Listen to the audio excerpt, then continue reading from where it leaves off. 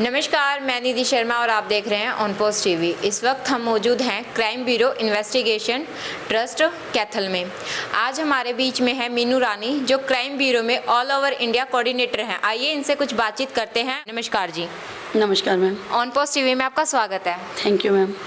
Ma'am, जैसे आप ये क्राइम ब्यूरो इन्वेस्टिगेशन की ऑल इंडिया की कोऑर्डिनेटर हैं, तो आपने यही फील्ड क्यों चुनी? मैडम, ये फील्ड चुनने के पीछे बहुत बड़ा कारण है और ये स्टार्टिंग हो जाती है मेरी खुद की अपनी लाइफ से। ठीक है, जो अपनी लाइफ इंसान बीतता है ना, मैं कभी किसी का एग्जांपल नहीं देती कि किसी ने ये किया, उसने वो किया, हमें उसे देख के खुद को बदलना चाहिए। बिल्कुल। लेकिन नहीं, मैं अपना खुद का ही एग्जांपल देती हूँ कि मैंने ये ही लाइफ क्यों चुनी, कि मैंने लोगों के लिए ही क्यों काम चुना, कि मैं लोग समाज सेवा में ही क्यों आई। मतलब क्राइम ब्यूरो में ही क्यों आए? क्राइम ब्यूरो में मैम मैं इसलिए आई हूँ क्योंकि कुछ से बहुत सारी ऐसी बातें हैं मेरी लाइफ में जो खुद के ऊपर बीती हैं और उस टाइम पे मेरा साथ देने वाला कोई था नहीं। तो मैंने खुद ही सोचा कि लेकिन आज मेरे जैसी और भी बहुत सी बहनें हैं, बहू बेटी हैं जो परेशान हैं, किसी भी तरीके से लगा सकते हैं हम। तो मैंने सोचा कि जब मेरा साथ कोई नहीं दे सका था, उस टाइम 2003 की बातें हैं, 2004-05 में मेरी जर्नी स्टार्ट हुई थी एक तरह से। तो अब सोच रही हूँ कि उन्हीं के लिए काम किया जाए, इसीलिए। तो जैसे मैम, आपने क्राइम का ही क्यों चुना? मतलब आप और भी जैसे बहुत सारी संस्थाएं हैं उनसे भी जुड़ सकते थे, लेकिन आप क्राइम से ही क्यों जुड़े? हाँ यस मैम, बहुत सारी संस्थाएं हैं, काफ़ी संस्थाओं में मैं काम भी कर चुकी हूँ। एक्चुअली मैं क्राइम के लिए काम करना मेरे लिए एक मोटिवेशन बन गया। 2003 में मेरी मैरिज हुई थी। कुछ भी लगा सकते हैं कि शादी जल्दी हो गई थी, कोई बात नहीं, बच्चे भी हो गए थे, लेकिन 2003 से शादी हुई। 2005 में मैंने पहली बार घर से पैर बाहर निकाला बच्चों के लिए। एक औरत जब किसी भी काम को करती है उसकी मजबूरियाँ होती हैं, सपने बहुत होते हैं, लेकिन सपने टूट गए थे। मैं भी पुलिस ऑफिसर बनना चाहती थी, IPS ऑफिसर बनना चाहती थी, पढ़ लिख के आगे की स्टडी हो जाएगी, अच्छे से कुछ बनेंगे, नाम कमाएंगे। धुन एक थी कि अपने नाम की पहचान हो, कि लोग मुझे मेरे नाम से और मेरे काम से जाने, यही एक सोचा था। लेकिन शायद वो भगवान को कई बार मंजूर नहीं होता कि जो हम सोचते हैं कई बार हमें नहीं मिलता। बिल्कुल। सपने टूटे, बहुत दुख हुआ, कोई बात नहीं, मैरिज हो गई, घर वालों ने शादी कर दी, बच्चे हुए, 2 बेटा और बेटी थे, अच्छी फैमिली थी। लेकिन मैं ऐसी फैमिली में चली गई मैम जहाँ मेरे लिए मजबूरी हो गई घर से पैर बाहर निकालना। बहुत सी औरतें आज बोल देती हैं कि मेरी फैमिली ऐसी है, ससुराल वाली ये वो, उनका साथ देने वाला कोई होता नहीं है, वो कुछ भी नहीं कर पाती हैं, मजबूर हो जाती हैं। क्योंकि आज अगर एक औरत अनपढ़ है लेकिन अगर वो सेल्फ डिपेंड है, उसे कुछ भी जरा भी अपने हाथ का कोई रोज़गार करना आता है ना, तो वो सेल्फ डिपेंड हो सकती है। वो अपना खुद का काम कर सकती है, अपने बच्चों की परवरिश कर सकती है, उसे अपने ससुराल वालों की मुँह की तरफ देखने की जरूरत नहीं पड़ेगी। तो जैसे अभी आप सिलाई सेंटर, पार्लर का ये सब मतलब सेंटर खुलवा रहे हो आप, तो ये भी कोई मतलब आपने ऐसा कुछ किया है पहले, या फिर मतलब आपके दिमाग में कैसे आया मतलब ये ख्याल? नहीं मैम, ये ख्याल दिमाग में नहीं आया, ये भी एक मेरे ऊपर बीती हुई कहानी ही है। आप बीती है, कहते हैं आप बीती इंसान बताता है। बिल्कुल। और वही मैं बताना चाहूँगी, ताकि मेरी जो चीज़ें मेरे साथ बीती हैं, अगर मेरे बजाय किसी और के साथ भी बीत रही है तो उन्हें भी एक मोटिवेशन मिले इस चीज़ से कि अगर मैं करके यहाँ तक आ सकती हूँ तो वो भी करके यहाँ तक आ सकते हैं। अगर किसी को मेरी हेल्प की ज़रूरत है किसी भी तरह की, मैं सबके लिए हेल्पफुल हूँ। किसी भी टाइम 24 आवर्स मुझे कोई भी कॉल कर सकता है, मैं सबकी हेल्प करने के लिए रेडी हूँ। लेकिन 2005 में जब पहली बार कदम बाहर निकाला था, हालांकि बनना चाहती थी एक ऑफिसर वगैरह, CRPF में जाना चाहती थी, लेकिन मॉम का कहना था कि सिलाई और पार्लर का ऐसा काम था जो मैंने 8th और 9th क्लास में पढ़ते पढ़ते सीखा था।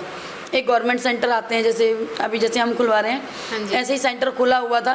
3-4 दिन तो मैं सेंटर पे ही नहीं गई, पार्लर के सेंटर के बाहर बैठ के आ जाती थी पार्लर में। मैडम ने घर पे दवा भिजवाया कि आपकी लड़की काम नहीं सीखती है। मम्मी ने बोला कि तू काम नहीं सीखने जाती। मैंने मम्मी से झगड़ा किया, मैंने कहा मैं काम नहीं सीखूंगी, मुझे तो पुलिस ऑफिसर बनना है, मुझे समाज की सेवा करनी है, देश की सेवा करनी है। मम्मा ने समझाया कि पता नहीं तू आगे क्या हो लाइफ में, कैसा टाइम आ जाता है, कोई पता नहीं होता। बिल्कुल। तो उस टाइम मैंने ज़बरदस्ती चलो समझाया घर वालों ने, मैंने काम सीख लिया, 6 मंथ का कोर्स किया, सिलाई और पार्लर का दोनों सीखे। लेकिन वाकई में सही बात थी कि वो बातें दिमाग में उस टाइम नहीं बैठी। लेकिन जब 2005 में मेरे ऊपर विपदा आई और मुझे खुद अपने आप काम करके खाना पड़ा, खुद मेहनत करी है मैंने, रात के 2-2 बजे तक काम किया है, सिलाई के कपड़े सिले हैं मैंने, बच्चों को पाला है, इसीलिए वहाँ से मेरी शुरू हो गई थी कि मैं काम जर्नी स्टार्ट हो गई थी आपकी। बिल्कुल मैम, मैंने मेहनत करनी शुरू कर दी। मुझे धीरे धीरे पता लगा कि मेहनत करती रही, मैं घर से काम स्टार्ट किया, मैंने एक शॉप की, पार्लर किया बहुत बड़ा। करते करते धीरे धीरे मेरे पास ऑर्गेनाइजेशन वाले, संस्था वाले आने लगे कि मैडम आप हमारे सेंटर चलाओगे। मैं 2006-07 से सेंटर चलाने शुरू कर दिए मैंने। प्रोग्रेस हुई। 2008-09 में मैं ऑल ओवर हरियाणा की ब्लॉक की इंचार्ज बनी हूँ। 140 गांव मेरे पास थे, जहाँ पे भी सेंटर खुलते थे सिलाई के और पार्लर के, उनकी चेकिंग के लिए मैं जाती थी वहाँ पे। जैसे मैम, मैंने आपके ऑफिस में बहुत सारी पिक देखी हैं आपकी, काफ़ी सारी पिक लगी हुई हैं अलग अलग सम्मानित करते हुए की, और बहुत सारी फ़ोटो हैं। थोड़ा सा इसके बारे में बता दीजिए। जी मैम, ये एक्चुअली मैम 2009 के बाद जो मैंने सेंटर्स चलाती रही, मैं 10 तक 11 तक भी मैंने काम किया है। लेकिन 2013 में मेरे साथ फिर से ट्रेजेडी हो गई कि मैं अकेली पड़ गई।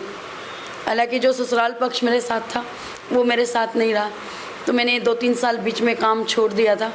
बिल्कुल ही सिर्फ एक अपने लिए ही मैं सीमित रह गई कि सिर्फ खुद के ही बच्चों की परवरिश करने लगी, सब छोड़ दिया था बाहर का काम। लेकिन 2014 में फिर से मुझे मेरे सामने स्ट्रगल दिखा कि मैं अकेली काम करके नहीं कर पाऊँगी। तो अचानक एक नया मोड़ आता है लाइफ में, सारी बातें शेयर नहीं कर सकते। बिल्कुल। नया मोड़ आया तो मैं यहाँ से 2015 में शिफ्ट हो गई गुजरात बड़ौदा में। गुजरात बड़ौदा में जब मैं शिफ्ट हुई, वहाँ जाके मैंने फ़र्स्ट टाइम अपनी फैमिली के साथ रही। तो मैंने सबसे पहले MG लाइव न्यूज़ चैनल, जो कि एक प्रेस था, MG लाइव न्यूज़ चैनल मेरी गूंज बॉम्बे का चैनल था, उन्होंने मुझे पहली बार मौका दिया। मुझे शौक़ था एडिट करने का, न्यूज़ वगैरह का, मतलब बाइट लेने का शौक़ था, माइक पे बोलने का। तो वहाँ से मेरी स्टार्टिंग दोबारा हुई, फिर से मेरी रनिंग चालू हो गई। तो ये सब वहीं की आपकी सारी तस्वीरें जो मैं देख रही हूँ, वहीं की ये सारी तस्वीरें? हाँ जी मैम, ये वहीं का है सब कुछ। 2015 में जब मुझे पहली बार न्यूज़ चैनल में काम मिला तो मेरी बाइट वगैरह लेती थी मैं, न्यूज़ चलती थी मेरी गुजरात के अंदर, बड़ौदा में मैं रही हूँ। तो धीरे धीरे मैंने मेरे हस्बैंड को बोला कि मुझे ये काम करना है, मुझे अच्छा लगता है। तो उन्होंने मुझे बहुत कोऑपरेट किया, थैंक्सफुल। आज वो हमारी लाइफ में नहीं है, ज़िंदगी में नहीं है, लेकिन फिर भी आज मैं जहाँ हूँ, जिस जगह हूँ, उन्हीं की बदौलत आज 15 से स्टार्टिंग हुई दोबारा लाइफ की। फिर से मैंने हिम्मत को जोड़ा अपनी कि कुछ करना है।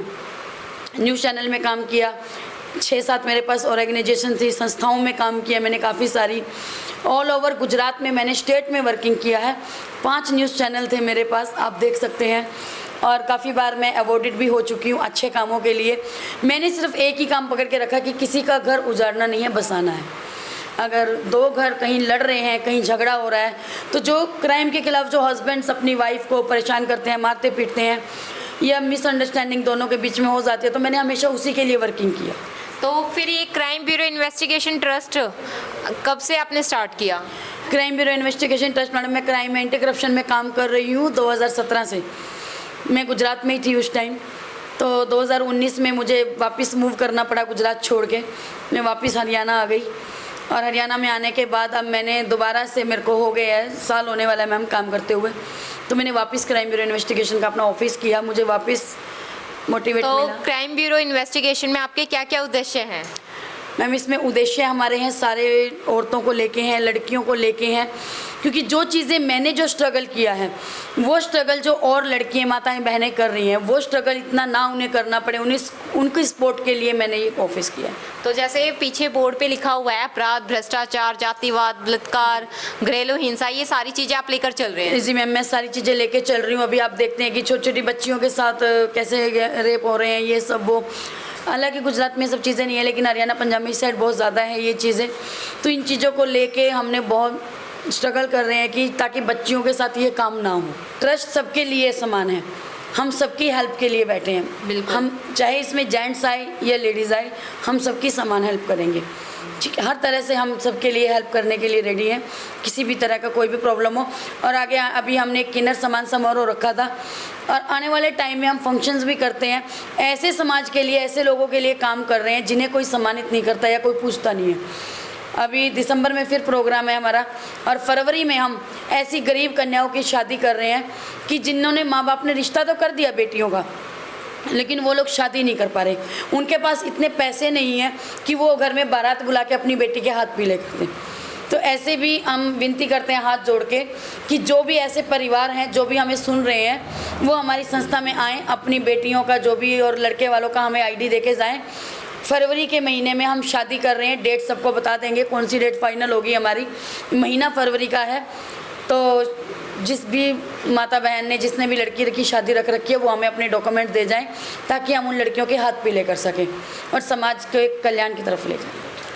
मैम, जैसे आप एक औरत हो, मैं भी औरत हूँ, मैं घर से निकलती हूँ तो बहुत सारी बातें भी बनती हैं। आप निकले होगे तब भी कुछ आपने ऐसा स्ट्रगल किया होगा, मतलब समाज को देखकर आप भी निकले होगे, तो मतलब ऐसा कुछ देखने आपके सामने कुछ आया है? यस मैम, बिल्कुल आया है, सभी के सामने आता है। अगर कोई औरत घर से जब बाहर निकलती है ना, तो 2 उंगलियां उस पर ज़रूर उठती हैं, क्योंकि कहते हैं ना, एक सिक्के के 2 पहलू हैं, नेगेटिव और पॉजिटिव।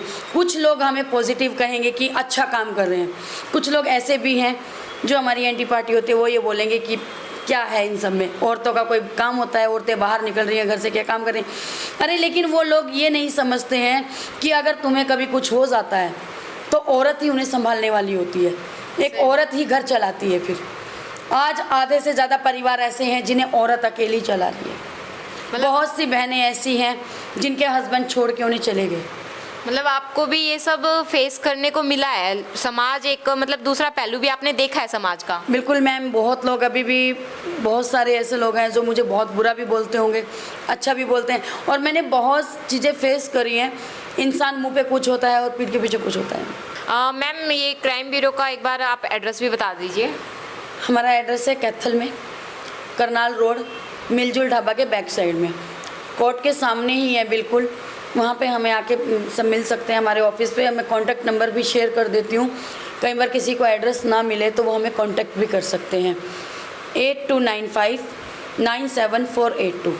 अभी हमने crime bureau investigation all over India की कोऑर्डिनेटर से बातचीत की और उनके बारे में जाना, जो जो उन्होंने देखा, जो जो उन्होंने सीखा, जो जो उन्होंने आज तक किया, हमने वो हर चीज़ को जाना, उनसे सुना, उनकी जो जीवन में जो जो उन्होंने स्ट्रगल किया, हर चीज़ को महसूस भी किया। तो अगर आप सबको किसी प्रकार की भी कोई भी हेल्प चाहिए, उन्होंने अपने ऑफिस का एड्रेस भी बता दिया है, आप उनसे आकर मिल भी सकते हैं किसी भी टाइम। कोई भी जैसे लड़की से रिलेटेड कोई भी केस हो, या लड़के से हो, या माता पिता, किसी से भी, बच्चों से भी, तो आप आके एक बार उनसे मिले और उनसे जानें। और बाकी सभी समाचारों के लिए देखते रहें ऑन पोस्ट टीवी। जय हिंद, जय भारत।